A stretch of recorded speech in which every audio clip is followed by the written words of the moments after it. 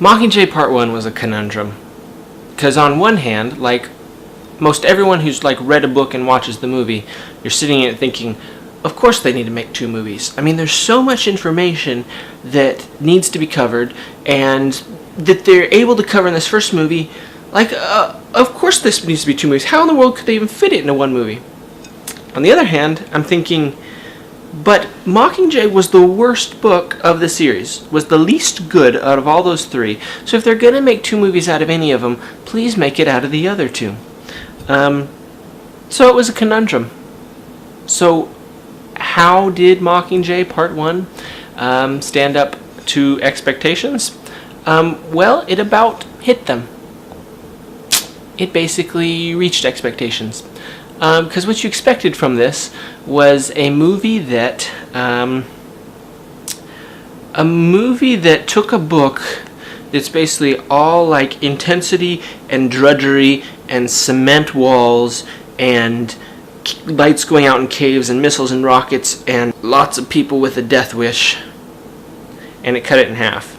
And so this movie is just like the movie before it, all rising action, and then like no conclusion, no resolution. Because think about that. We learned this in like grade school. The story is supposed to have like basically like introduction, like rising action, intensifying, climax, and then like a falling action where like the story resolves. And just as expected, Mockingjay Part 1 can't exactly have that. And oddly enough, even like Catching Fire couldn't have that either.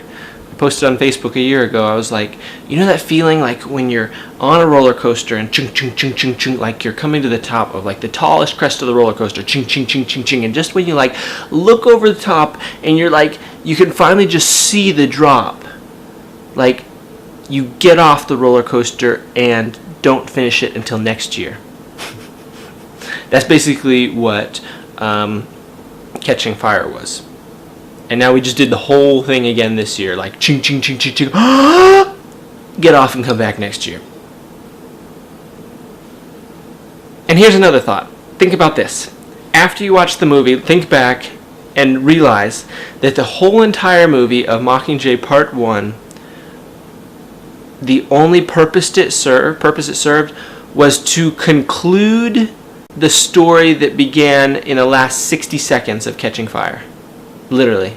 I mean that. The whole hour and a half that I just sat through that movie, all they got done was give a little bit of resolution to the last 60 seconds of Catching Fire. So, yeah. Funny thought. Anyway, I mean, I still look forward to Mockingjay Part 2. In fact, it has the best part of the Mockingjay book in it, and that's the falling action. And when I say that, that's not a big compliment to the book. I mean, if you're gonna love a book, you want to love like the rising action or like the climax. But like the part of the book that you can best congratulate, that you can best applaud in Mockingjay, the book, is like the last chapter. So I look forward to it. Mockingjay Part 1 was as expected, and I left not happy, not sad, not depressed or anticipatory, just like, okay, I'll wait another year until next November.